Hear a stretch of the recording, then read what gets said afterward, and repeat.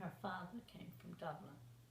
And my father, it was Uncle Paddy's brother. My father was her husband's brother, Uncle Padder and Auntie Peg. Auntie Peg. And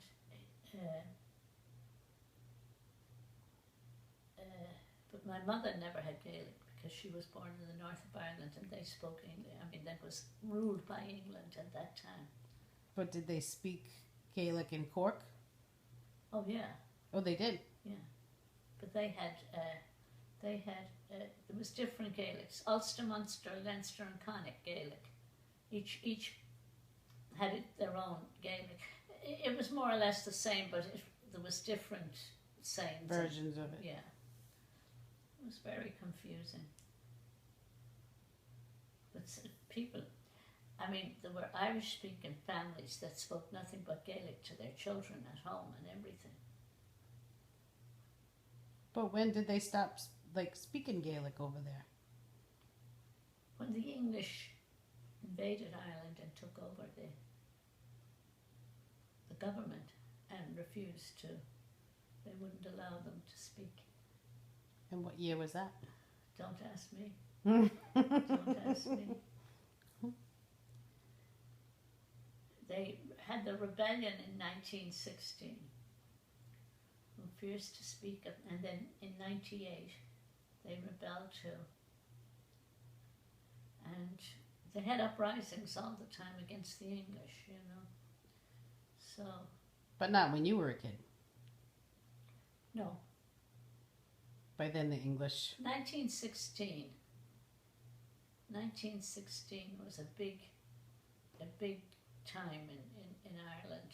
The rising of 1916 when they rebelled against the English and they killed them, and there was massacres all over the place. It was terrible. Isn't that what a lot of the rebel songs are written about? Mm.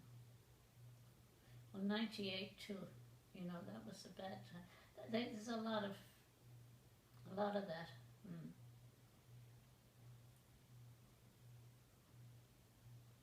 My father was taken, I think I told you, was taken off a bus one night coming home from work. He brought it, when he'd bring his lunch, he'd bring a milk bottle for his lunch. They thought he had a bomb on him. Really?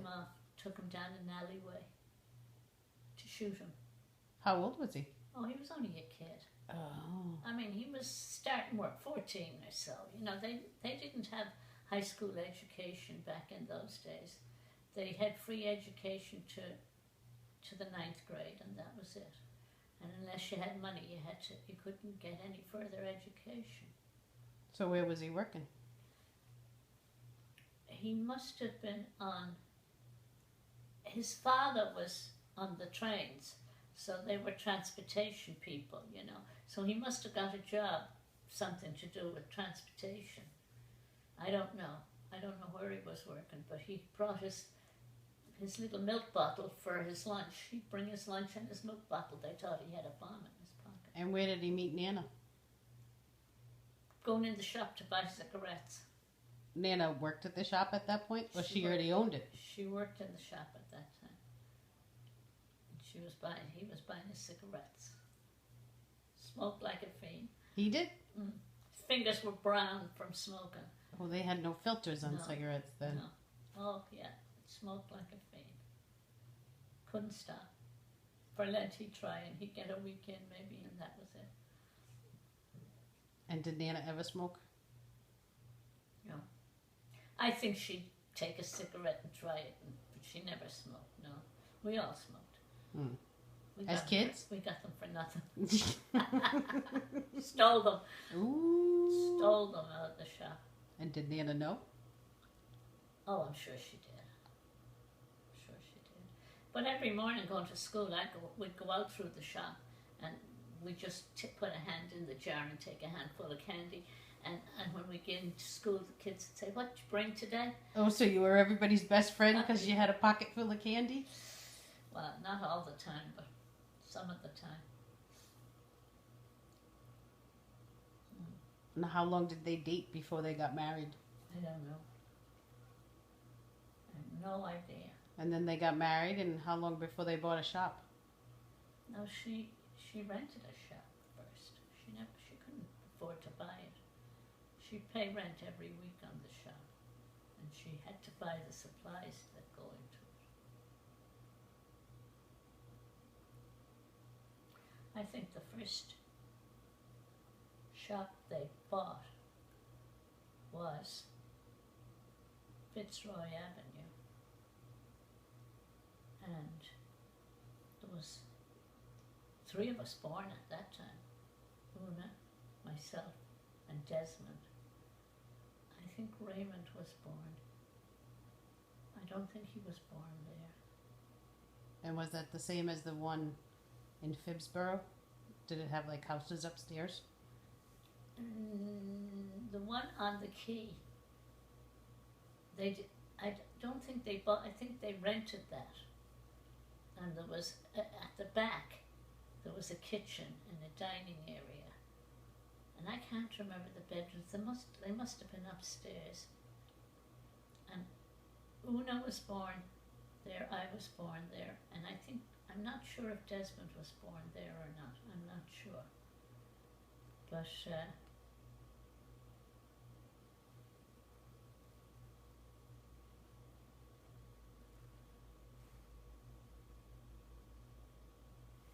can't remember.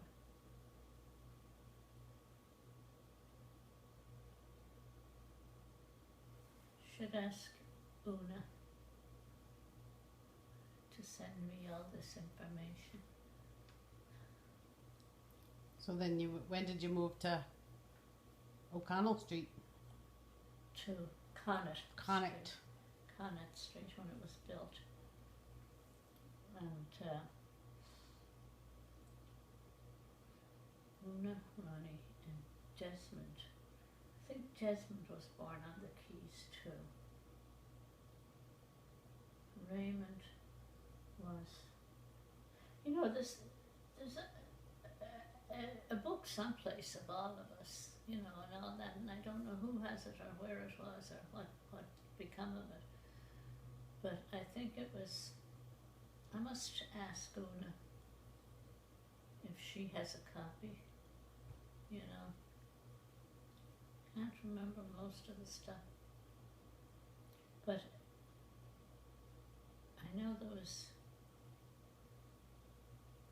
I know in the first shop they had, it was a rented. It wasn't. They didn't have the money to buy it. They rented it, and that was on the Quays, on Ormond Quay, and I can't remember the bedrooms there, or a bedroom, or what was there. I remember the shop was out front, and then you went in, and there was 2 steps up, and you went in, and there was a dining area there, and there was what they never called it a kitchen, a scullery, a little, you know, place where they cooked and that, but there was no room to eat. It was just a stove and things like that. And then there must have been an upstairs, and there might have been 2 bedrooms upstairs. And I don't think there was a bathroom. I think there was a toilet and a sink out the back. You go out the yard and go into a little toilet. And I don't know if the sink was there or not. I can't remember. Because we left there. I mean, we went to Fitzroy Avenue after that, I think. That was in Drumcondra.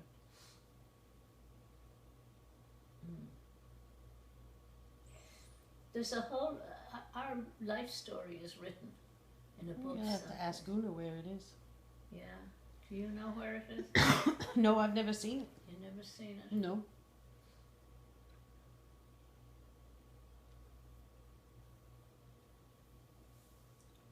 Yeah, I must ask Una where that is.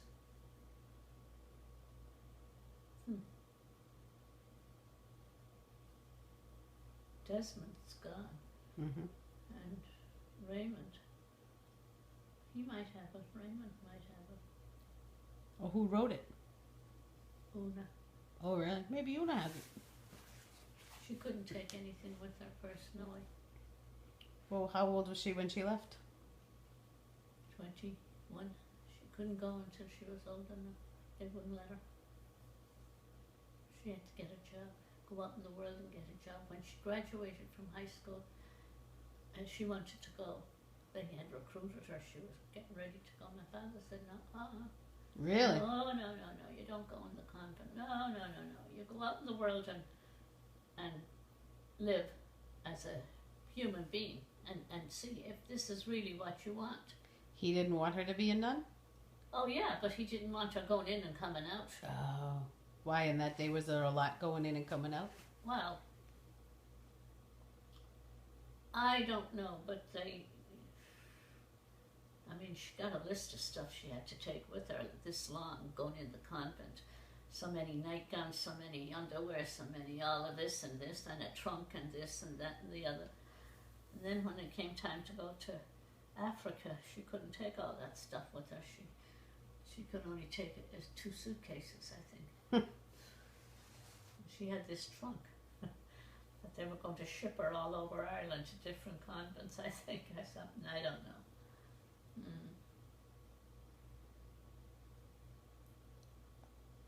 And how did he feel about Desmond leaving? I was gone. You were gone already before Desmond left? For Sweden? I thought he went to school in Sweden. He went to school in Dublin, and every summer he went away to a different country to work. The first year he went to England. He worked in a fish factory, and all the cats followed him and dogs followed him home to his digs because he wore pants. They had cuffs on the pants at that time, and the bits and pieces would fall in the cuffs of the pants, and the dogs and the cats could smell the fish all the way home, so they'd follow him home.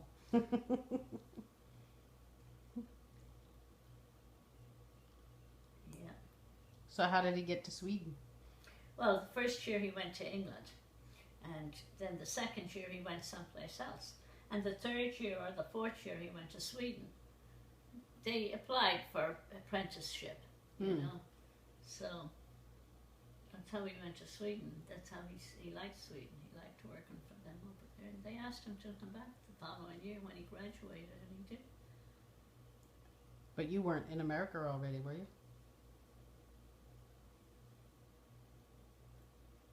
I went to designing school for 2 years, so I probably was in America by that time. But you didn't want to come here.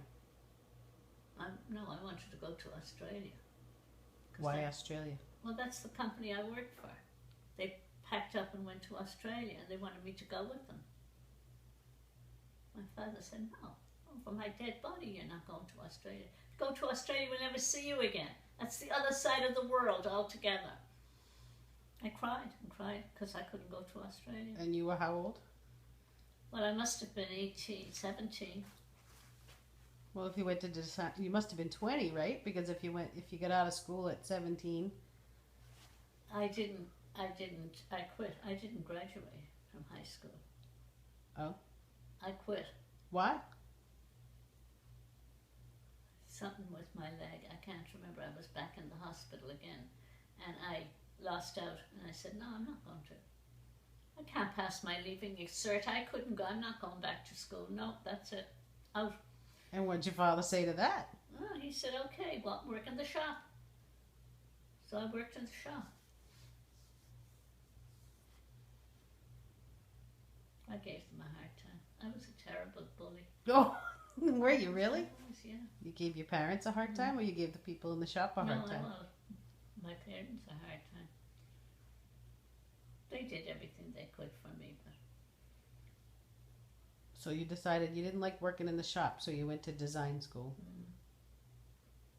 And then they left you. They paid for it. It was expensive. No, I mean the design shop, the people you were working for left. I went to Australia. When I graduated from school, I got a job with these O'Shea's was their name. They were from England. She was English. She was Irish, and he met her over there, and she was a designer, and they had started a business over there, or But anyway, they came to Ireland and they rented a place and they got machines and they opened a factory. A small workshop it was. It wasn't a factory by any means. There was big factories there because afterwards when I worked for I can't remember the name of the double barrel name company. They were a big company. But when I worked for the O'Shea's, when I came out of the Grafton Academy of Dress Designing, I worked for the O'Shea's, and she was a designer in England, and they came to Ireland. He was Irish. Is she English or was she? Yes, she was English, and they came to Ireland.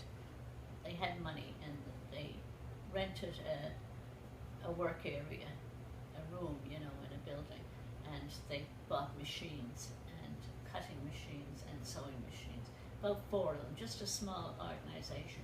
So when I got through in designing school, I got a job with them. And of course they weren't paying me much because I had no experience, because they don't pay you over there anything unless. So I worked for them, and then they decided they weren't making it. They had high class underwear. They had French panties and see-through bras and all this sort of thing. And in Ireland that didn't go. Farmers' wives and everything else, they wanted basic. Granny panties. Yes, exactly. So they had salesmen. They had salesmen that went out on the road and went to different shops and selling stuff and all that. So anyway, I must have worked there for 2 years with the O'Shea's, and then they gave up the place in downtown Dublin because it was too expensive. So they moved.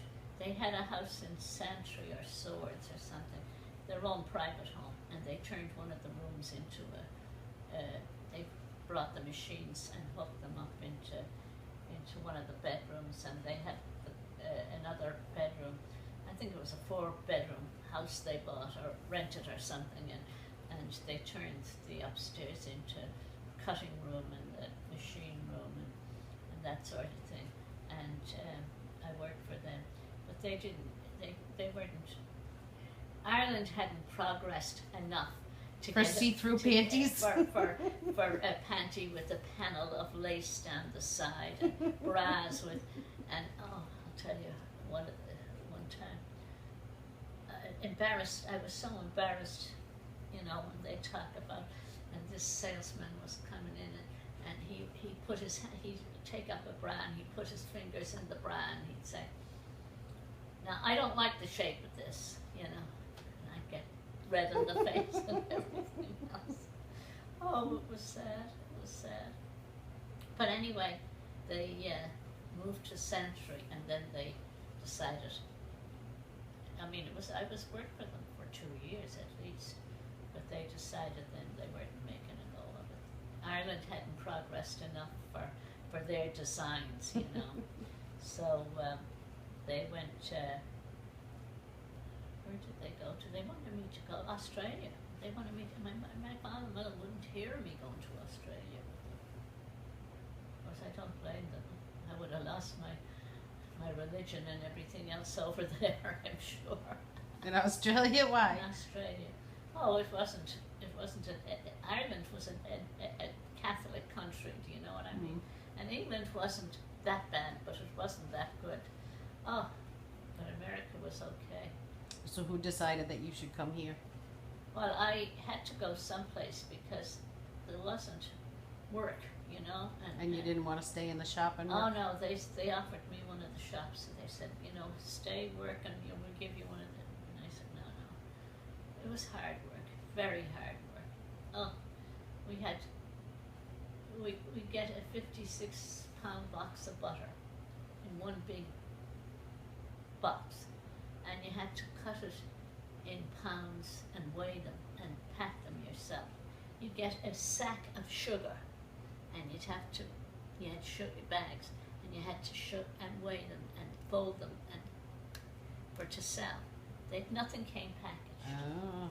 We had a slicing machine that you cut your ham and your bacon as they came in. They wanted a quarter of a pound of ham for a lunch. You know, you had to turn this handle and cut the ham and wrap it up in wax paper.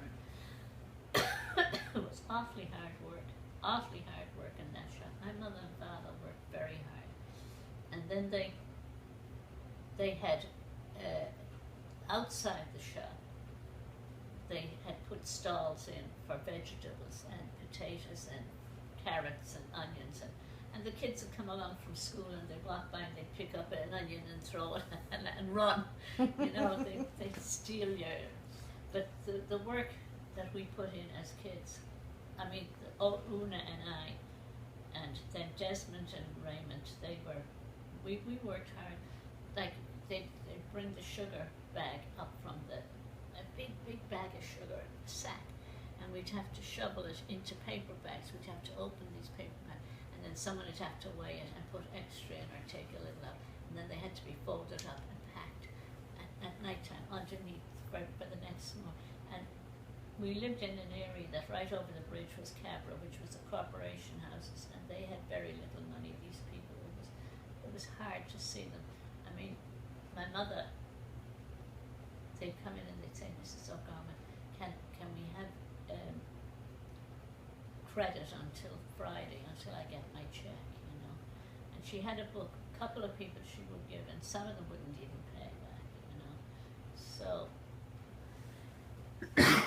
it was hard, because we lived at the top of Connaught Street, and Connaught Street was Phibsborough, but when you went over the bridge, we were the last shop. When you went over the bridge, it was Cabra, and Cabra was low income, and they were all on, I mean, they were the ones that wanted credit, and she couldn't see them going without, do you know what I mean? But then she needed to get paid for her. So my father, I don't remember him working, but they say after they got married, he was a bookkeeper. He kept notes, you know. You should see his writing. Oh my God, he had the best handwriting you ever saw, and the little figures and everything. So he used to work for the transportation company in the office, and he kept the books and the figures and all that. So, but then when they got more businesses, he quit that and he went into the business with my mother, and he'd go to the market and buy the food and bring it back for the store, you know, so we didn't have to pay to have it delivered or anything like that. They worked awfully hard, and we worked awfully hard as kids. The older ones, Una was the oldest and I was next, and then Desmond. And Una and I worked hard, but the others kind of got away with it after a while, because at night time after the shop closed, we'd have to go out and fill all the sugar bags, and they'd weigh them and close them and pack them away, and sugar and flour. We had flour. We had big sacks of flour that you had to weigh, because the people, I mean, they didn't come wrapped, you know. Later on they did, but it was more expensive. And we lived in Connaught Street, and as I said, the bottom half of Connaught Street was okay. Then there was a bridge. Well, over the bridge is where the government built all these corporation houses, poor people that didn't have. And they'd come into my mother and they'd say, I have no milk for the kids, can I have, you know. And she'd had a notebook and she'd give them credit, and at the end of the week sometimes they wouldn't even pay her, you know, for the... So they wanted to give you a shop, but you decided no. Oh, well, they owned two, and they had rented two. No, I didn't want any part of it. I hated it. Hated it with a passion. No. Hard work. So who decided? Did you come up with the idea to come here, or did No, I went your to father? designing school. Right, but after designing school. After designing school, I worked in Dublin. Right, and that company was moving to Australia. And they wanted me to come. And your father said no. My mother and father said and no. And they offered you a shop. If you go there, we'll never see you again. So I said, okay. But I got a job. Right, for that company. I didn't get a job after that they went to Australia. Oh, you did? Yeah. I got a job with what was the name of the place? Ferrier Pollux, was that the name of it? I'm not sure. But anyway, it was mostly cutting. The designing department, they was in England, I think, and they had a workshop, and it was mostly with those big cutting machines, cutting out fabric. So you'd have to lay it up. There was a machine that you pushed up, and the fabric would lay down, then you turn it and come back, and it was layers and layers and layers of fabric, this high, and a machine where the knife went up and down. So you'd have to put the paper pattern on top and cut around. Oh, it was a hard job.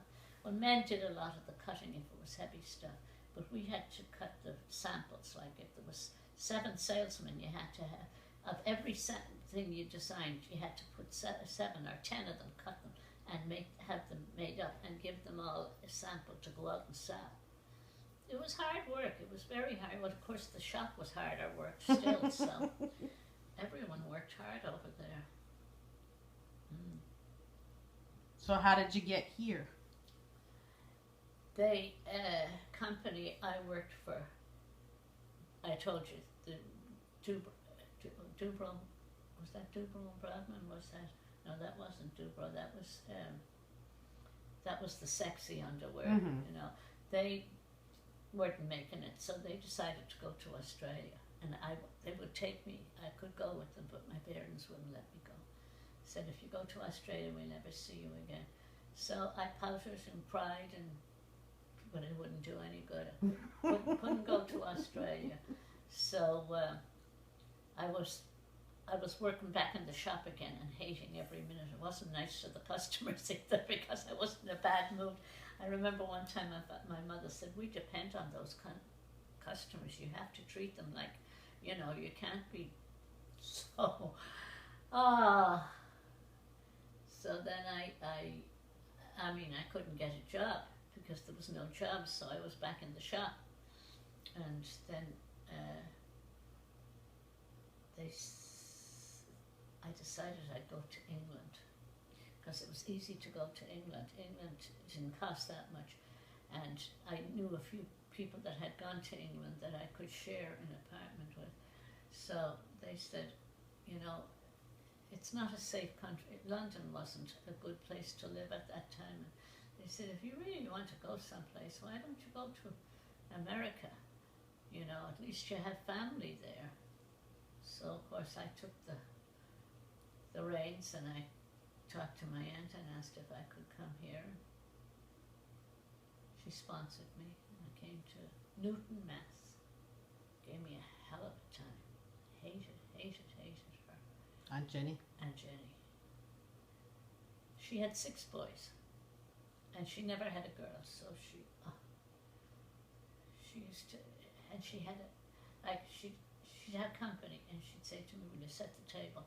Well, of course I'd set the table, but in her mind it wasn't right. And then she'd say, I don't know how you were reared. Don't you know how to set a table? She criticized me, and I tried so hard to do things for her and help her and everything, but she criticized everything I did. So one day I was behind, she was having company, and I was setting the silverware up, and I didn't put all the silverware in the right. So she yelled at me, so I went out behind the garage, and there was a bucket upside down. I sat there and I cried my eyes out, and one of the boys came looking for me, and they said, oh, my mother is terrible. I mean, she was. Was she that bad with them too? Well, or just you? Well, May Leonard, one of my older cousins from the north, had come out to her, and she had left, and she went to work in a house as a maid, you know. Well, I had got the job in the designing department, but I wasn't designing, I was just cutting, you know, samples and things like that. So I said I was crying. I said, when I left, my father gave me my fare to come home if I didn't like it. And I had one of my friends gave me a writing case, a lovely leather writing case with a zipper and a little lock and key. And you know, she cut the lock and key off my writing case to see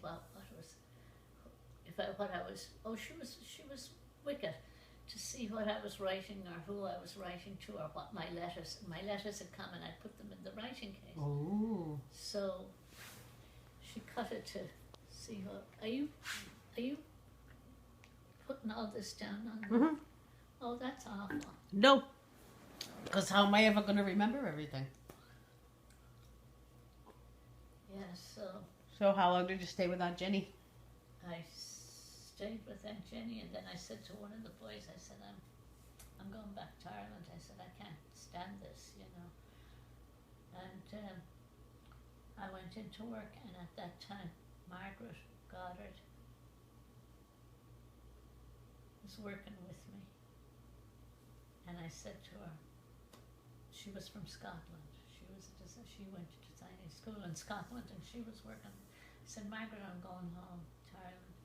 She said, why? And I told her about my aunt and how she was treating me and everything. So she said, well, wait a minute, I'll go talk to Ivan, her husband. She had 4 children at this time. And I said, I can't stand it and all this sort of thing. So she went to Ivan and she told him that I was from Ireland. And well, he knew because I had met him. They were from Scotland. And she had a couch in the living room that opened into a bed. And she said, would it be all right if Ronnie came here for a little while until she gets a place of her own and gets. So look at the babies. Can you see the ducks and the babies? No. Look at them running after their mother, 3 of them. So they came over and I packed my bags and I came over to live with them. And what did you say to Aunt Jenny? I can't remember. I'd Was she probably mad? said I'm leaving or I'm going or something, I don't know. But anyway, the boys, Mike was very good, the older one. He said she treats May, my cousin May Leonard had been over and she was working as a maid in one of the houses, but she used to come to Auntie Jenny's and she treated her the same. You know, she'd say, like when she was, I'd say, now she had, when we were in Ireland, we had a knife, a fork and a spoon and a dish and that was it. Well, she'd set up her table with all these silverware and I'm supposed to know where, and she'd say, what kind of an education did you have? You know, and she'd belittle you and And did you ever tell your parents how mean she was? No, never. No, never. So, I mean, it was my mother's sister and no, I wouldn't. So, but Margaret said, let me talk to Ivan. So she went home and talked to Ivan and said, can Ronnie come here and she can pull out the bed in the living room. And I'd get up every morning, put all my stuff. I had my suitcase in the corner. That was my all my clothes, and I'd put everything away, close up the bed, put the sheets, leave everything, and go off to work. So I lived with them. I don't know how long, not too long, and then I got a room, a bed sitter they called it, and the use of the bathroom. It was a regular house, and May Hatch was a lady minister in the Protestant church, and she had one room and I had one room, and we shared the bathroom and the kitchen, I think. So we took turns cleaning the bathroom and taking care of things, and I got on very well with her, with May Hatch, and then I moved out of Margaret's and when I got this room, and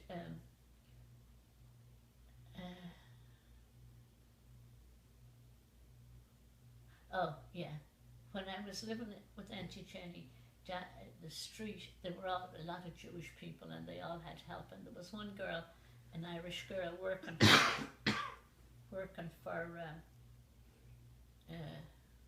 this Jewish family, and they gave her a car to use on her days off. They had plenty, they were automobile people and they had loads of cars. So I met her. Can't remember where I met. Oh, I know where I met her. We went, when I worked in Dubrov's, one day we all had little cubicles. Like it was a big factory, but they had all the designers had little cubicles of their own, so you wouldn't be looking at somebody else's design. Do you know what I mean? You used your. So I had a cubicle, and when I went to work for Dubrov's, somebody said, "Oh, there's an Irish girl, a designer here now," and they said, "Oh, there's one of the ladies was a stitcher in the factory. She was making garments, production, you know." So on her lunch hour, she came in. She said, "I heard you're from Ireland," and I said, "Yes, I'm from Dublin." And she said, She was from Cork, I think, and she was a stitcher, and her niece had just came out from Ireland, had got married and came out from Ireland, her husband and her, and she said something about friends, and I said, "Yes, I have a friend, you know, this girl that worked in one of the houses that she had the use of the car." She said to me, "Anytime you want to go to the Irish dances," I said, "Oh, they have Irish dances?" She says, "Oh yeah, they have Irish," and they were dances that they were part modern, but they were mostly Cayley and old time, you know, Irish dances. So, but no, the other one was a nice one. That was because in Dublin I never went to Cayley. The country used to have Cayley and old time, you know, where they'd all get up and four of them would dance back and forth and all. But I went, living in Dublin, I went to modern dances. You danced with a guy if he came over and asked you to dance with him. But anyway, I lived with Margaret, and she had 4 kids. And then you moved to the... We're all home, and I slept in the living room, and every morning I got up and I did my bed, and I pulled up the bed, and I put the clothes under and closed up the bed, and my suitcase was in the corner, and then I got the apartment. Now, how did I no, it was a bed sitter. It was only one room with the use of the bathroom and the kitchen. So May Hatch was the other person living there. She was a minister, a lady minister in the Protestant church, and we got along fine. I cleaned the bathroom, I did the kitchen, everything was okay, and I took care of my room, and so yeah, I said I was going home, and somebody said, "Oh no, you can't go home," you know. And they got me I can't remember who it was that got me the apartment. It wasn't an apartment, it was a bed sitter, you know. So, and I went into Boston every day to work and came back on the trolley, and then as I said, this other girl, I can't remember her name now, but she worked with this family, and they gave her the use of the car. They were automobile people. Yeah. She had a car, so I met her, and she used to take me to the Irish dances on a Saturday night over in Dudley Street, and as I said, she had the car. So I met, did I meet Pat Kelleher first? I can't remember, but I think it was Pat Kelleher I met, and he had been in the service, and his girlfriend had come, that he met here, but she had people in New York, so she had gone up to New York and she worked in New York with these other, like her family.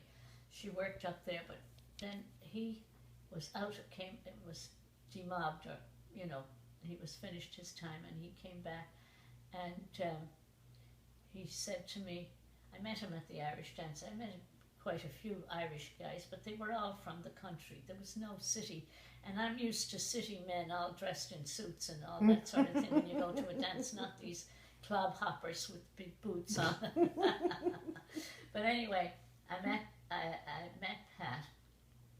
Did I meet Pat first, or did I meet Eddie Igo first? I can't remember, but anyway, I had a boyfriend, Eddie Igo, and he and Pat were buddies.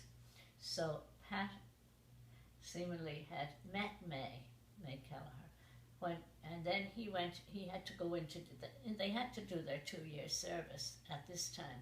So he had to go in the service.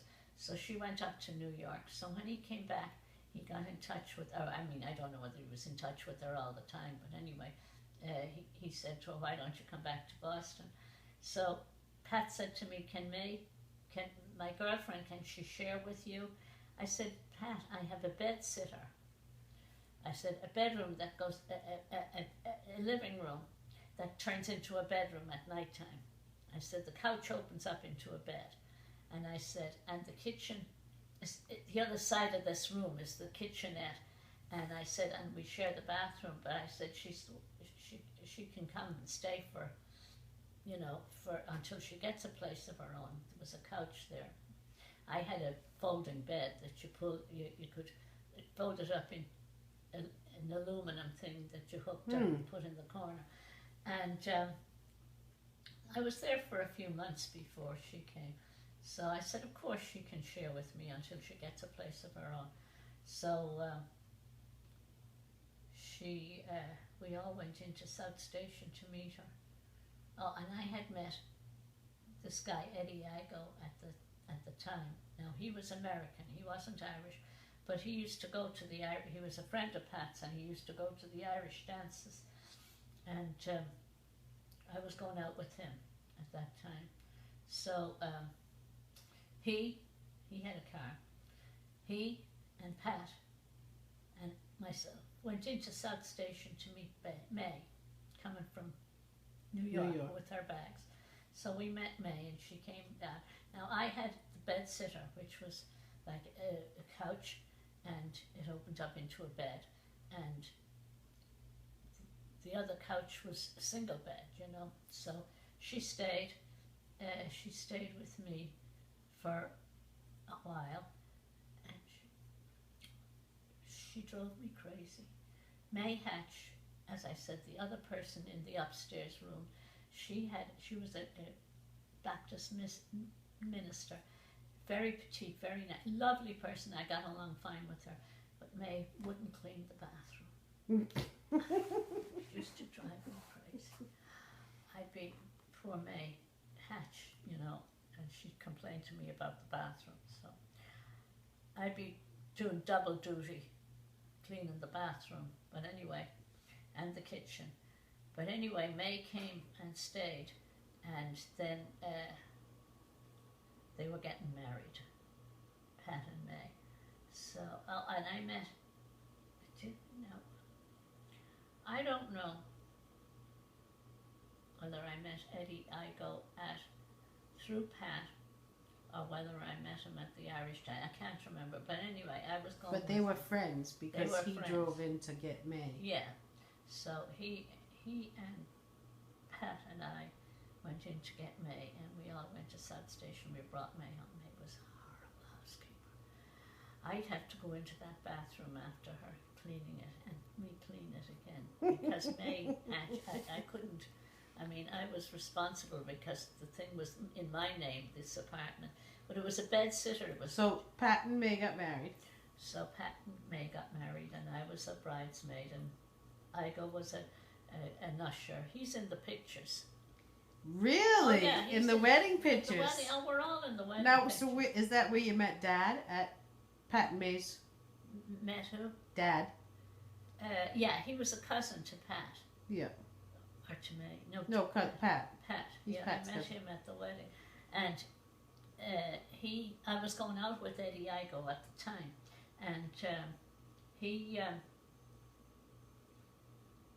asked May something. He asked about me. And we were, like, before the wedding, there was a lot of get-togethers, like. So we were in, May and Pat had rented an apartment up on the hill. Before they were married? Well, they had to have someplace to live when they got married. Oh, they didn't live together before that? No. They had rented this apartment. Yeah. So after the wedding, they had everyone back to the apartment. And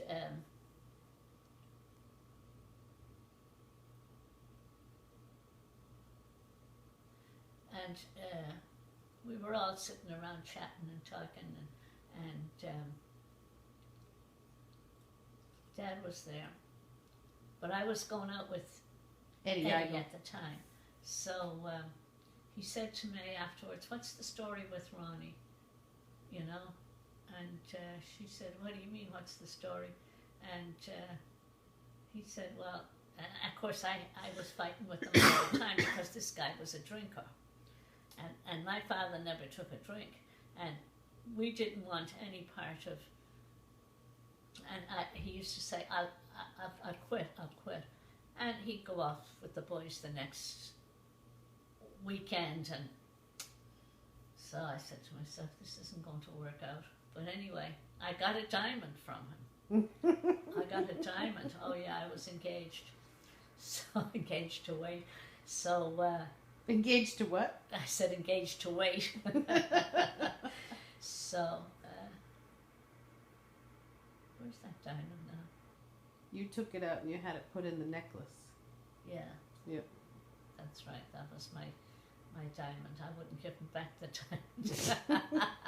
So you broke his heart and kept his hard-earned cash. No, I didn't break his heart. That guy was a flirt. So anyway, So Dad asked May about you, and what's the story with you? yeah. So you broke up with Eddie and started dating Dad, or did you Well, date Dad before you broke up with Eddie? I can't remember, but anyway, Oh, you scandalous woman, you. I know. So so I kept the apartment for a while after May moved out, and she lived up the hill, just around the corner and up the hill. So I used to, I'd meet her at lunchtime in town, because I worked in town, she worked in town, and she was going with Pat, and they were talking about getting married and all that, and we had to get our gowns and she had four bridesmaids, was it four? 3 or 4, I don't know, I must pull out those pictures and look at them one of these days. So, I don't know where they are. They're in the box in your other bedroom. May's wedding too? Yeah, there's a couple of May's wedding in there too. Okay. So whatever happened to Eddie Idle? Well, that's what I'm getting to now, let me think. All right, so we're up to Pat and May got married, Yeah, and they're living up on the hill. they did, yeah, and after the wedding, you know, we were all up there, and we're sitting around talking, and Joe Sullivan was there, because he was in the wedding party too. So, just chatting around, sitting around talking, and he approached May and said, "What's the story with Ronnie?" So she said, "What do you mean?" And he said, "Is she engaged or is she not, or what's going on, you know?" May said she's engaged, and then she's not engaged. She gives him back the ring, and then he stops drinking, and she goes out with him again. So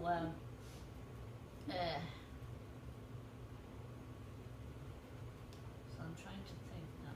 We were up on the hill, up on her house, one after the wedding, and we were talking about different things, and Joe Sullivan was asking me different questions and that. So then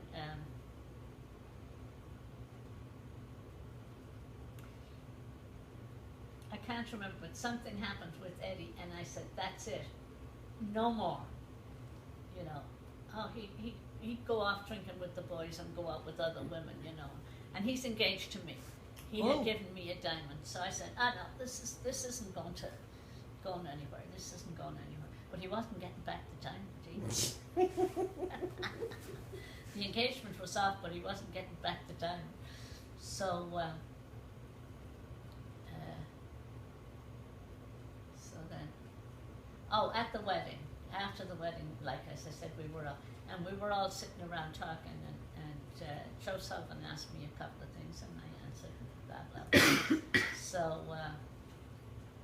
I think then he asked May, what was the story with me and Eddie, and she said, "Oh, it's on, it's off, it's on, it's off." She said, "That'll never come to anything. He he'll never give up the drinking, and she won't marry him because he goes out with the boys drinking. So then Joe approached me if I'd like to go out. So I said, sure, I'll go. So he came all the way from Winthrop into Boston and out again to Brighton. That was a hell of a ride. So I started going out with him, and I think after many months, can't remember, I don't think it was even 9 months, he asked me to marry him. Geez, quick mover, wasn't he? I said, I'll think about it. Whose ring was bigger, Dad's or Eddie's? You diamond, who are you? I know. So anyway, well, yeah, I mean, it wasn't just my fault. After Pat's wedding, after May and Pat's wedding, we were all back at the. Now let me think. Was it at her house, or did we go? I can't remember. But anyway. Eddie was flirting with somebody else. Right in front of you? Yeah. I mean, he was flirting. So I thought to myself, this isn't going to. So whatever happened to Eddie Idle? Did you ever see him again? I go. I did see him again. I did. After you broke up with him and didn't give him his ring back. Oh, I didn't give him his car back either. You had his car? Oh, he had an old jalopy that he loaned me. And he didn't get that back either. No way. No way. And did he try and get it back? No. He didn't even ask for it back? I don't think so. Did he ask for his ring back? No. You just said, I'm done with you and I'm keeping your car and your ring. No, I didn't even say that. I just, his family thought I was the best thing that ever came down the street. They were heartbroken when we, they loved me to death. They really did. His mother, can't remember a father. I remember his mother and his sisters. And they lived in Oak Square. Yeah, and so I took the car. It was in my name. Yeah, he had an accident or something at the time, and he couldn't get insurance on the car. Oh. He skipped. He didn't pay whatever it was or something like that, and the car was in my name. So he paid for it, but the car, and it was an old jalopy. It wasn't a new car. It needed work, and the running board on the side had fallen off, but it worked. It worked. So, and I didn't take it in town because there was no place to park in town. So I used to take the train in town, the underground, and then. So he wanted the car, and I used to hide it. I'd drive it up and down other streets and park it over there. Oh, you sneaky devil! Oh, you. he was terrible. Well, he promised he promised you the moon house, and the stars. The moon and the stars, and then he'd go off with the boys drinking and come home drunk, and you wouldn't see him for a couple of days. So what happened to him? I don't know. You never, he didn't stay? Oh, he got married. He did. He got married. I heard he got married. No, because after I moved from Oak Square. Once I moved from that area. He couldn't find you? Well, I don't know. I mean, I think Pat was friendly with him for a while afterwards. But, no. I mean, it wasn't all my fault. After May's wedding, he was flirting with one of the bridesmaids, the other bridesmaids. And I said, well, to hell with you. So, and I said, you're not getting your ring back either. Or the car. Pugga Mahone, right? Or the car. So the car was in my name because he had an accident. And he lost his license. And I don't know, I never found out the whole story with that. Yeah. But he wanted the car, and it was in my name. course, his family loved me to death. They really did. His sister was heartbroken. Oh. Yeah, she really, and the mother, they were very fond of me, but he was a drinker. He really was.